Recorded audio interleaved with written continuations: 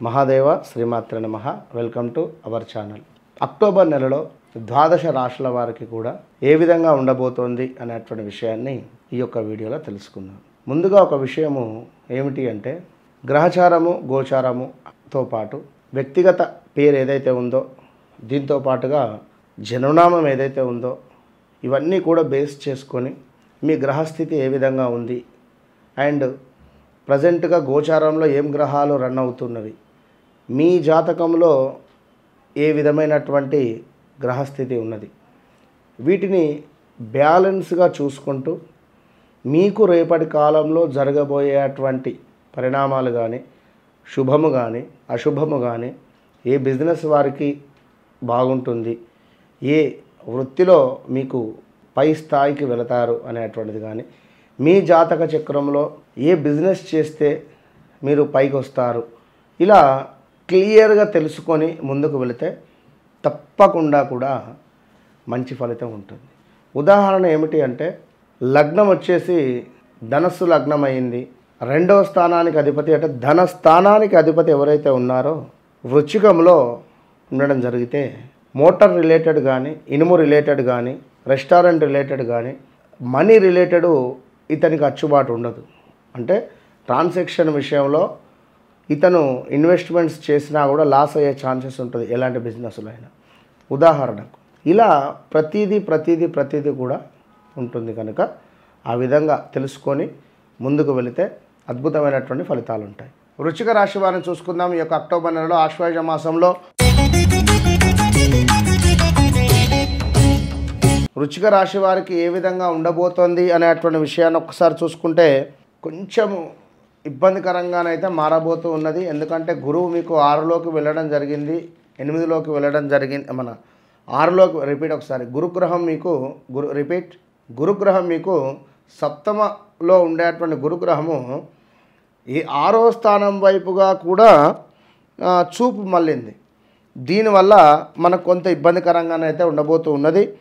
అది ఎట్లాగో అర్ధాష్టమ శని అయితే ఉంది కనుక అర్ధాష్టమ శని వల్ల వృధా తిరుగుట, చెడ్డవారితో స్నేహం చేయుట, ప్రయాణాలలో ప్రమాదాలు, స్థాన చలనము, మనస్సునందు ఏదో ఒక భయము, అనుకోని ఆపదలు కలిగేటువంటి పరిస్థితి.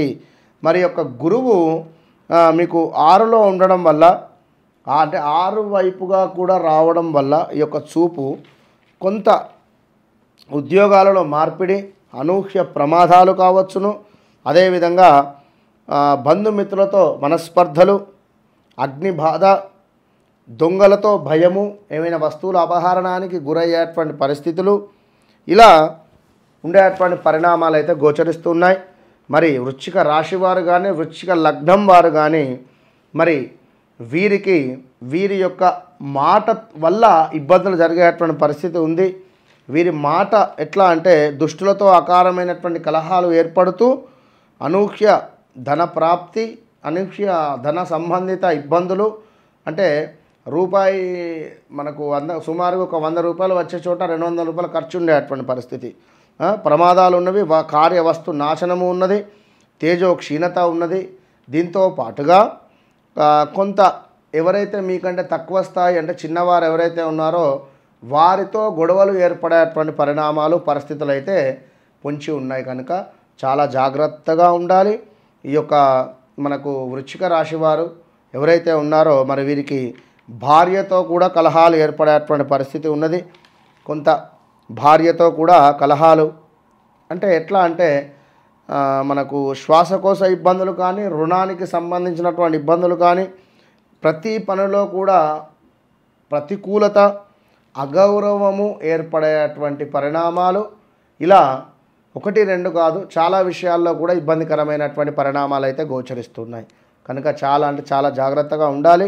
ఇక దీంతో పాటుగా మరి కుజుని యొక్క చూపు 10వ స్థానం మీద కూడా పడడం జరుగుతూ ఉన్నది. ఇక్కడ 10వ స్థానం మీద కుజుని చూపు పడడం వల్ల స్వల్ప లాభకారి, వృధా భ్రమలు, ఏదో ఎక్స్పెక్టేషన్ వల్ల ఇబ్బందులు, ఆహార వ్యతిరేకత, కార్యక్షేత్రంలో ప్రతికూలత అంటే మీరు పనిచేసే చోట ఇబ్బందికరంగా ఉండబోతూ ఉన్నది.